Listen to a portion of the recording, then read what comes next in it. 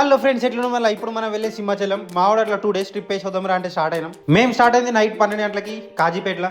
So morning Vizag లో reach అయినాం. మనం ఎక్కిన ట్రైన్ నైట్ ఎక్కితే మార్నింగ్ దింపుతుంది. ఇక దిగినాక మనం రైల్వే స్టేషన్ లో ఫ్రెష్ అప్ అయినాం. సో ఇక రైల్వే స్టేషన్ లో ఫ్రెష్ అప్ అయి సింహాచలం కి స్టార్ట్ అయినాం.